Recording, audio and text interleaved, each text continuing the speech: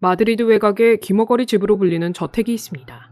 입구를 들어서자마자 양쪽 벽면에 기괴한 그림들이 보입니다. 식당과 거실, 1층에 이어 2층까지 섬뜩하고 음산한 그림들로 채워져 있는데요.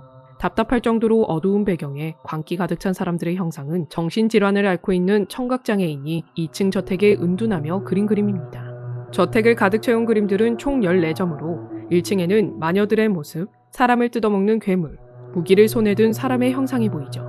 이어 2층에는 자위를 하는 듯한 순박한 남자, 그런 그를 비웃는 듯 광적인 미소를 짓고 있는 여자, 무릎까지 빠지는 늪에서 처절하게 싸우는 두 사내 등 마녀, 괴물, 폭력을 소재로 한 그림들이 그려져 있는데요. 사람들은 너무도 어두침침하고 비정상적으로 보이는 이 그림들을 검은 그림이라고 부르게 됩니다. 왜 홀로 고립되어 검은 그림들을 그리게 된 걸까요? 그는 40대 중반, 갑작스러운 열병으로 중병을 앓게 됩니다. 이후 청력을 점차 잃기 시작하는데요. 사람들과의 의사소통은 날이 갈수록 어려워졌고 급작스러운 청력의 상실은 우울감에 빠지게 했죠. 불안한 나날로 인해 정신질환까지 앓으면서 혐오스럽고 보기 불편한 인물들을 그립니다. 훗날 검은 그림들은 어느 한 은행가에게 발견되고 청각장애인의 정체로 인해 그림은 더욱 주목받게 되는데요. 그의 이름은 프란시스코 고야입니다. 사실 고야는 스페인의 대표적인 궁정화가로 뛰어난 실력 덕분에 왕가와 귀족들의 초상화를 제작하며 큰 인기를 누리게 되었는데요. 초기에는 밝고 우아한 그림을 그렸지만 청력을 잃은 시점으로부터 화풍이 변화되죠. 깊은 상실감에 빠져있는 고야를 더욱 불안 속에 몰아가는 사건이 발생하는데요. 당시 나폴레옹 1세가 프랑스 황제 자리에 오르면서 스페인을 침공합니다. 이에 마드리드 시민들은 시위를 벌이게 되고 그 속에서 많은 사상자가 발생합니다. 고야는 참혹한 전쟁을 바라보며 무참히 살해당하는 사람들, 군인들에게 폭행당하는 여성들, 훼손된 시체가 나무에 주렁주렁 매달려 있는 모습 등 인간의 숨어있는 야만성과 폭력성을 판화집으로 담아냅니다. 1814년 전쟁은 끝이 나지만 고야는 왕궁으로 돌아가지 않죠. 귀머거리 집이란 뜻의 퀸타 델 소르도라는 전원저택을 구입하여 은둔 생활을 시작하게 되는데요. 신기하게도 귀머거리 집은 이전 집주인이 청각장애를 앓고 있어 붙여진 이름인데 고야 역시 같은 장애를 앓고 있었죠.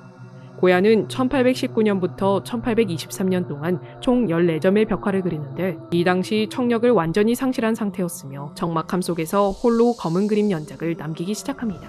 그 중에서도 자식을 삼키는 사투르누스는 다른 작품보다도 보기 불쾌하고 잔인합니다.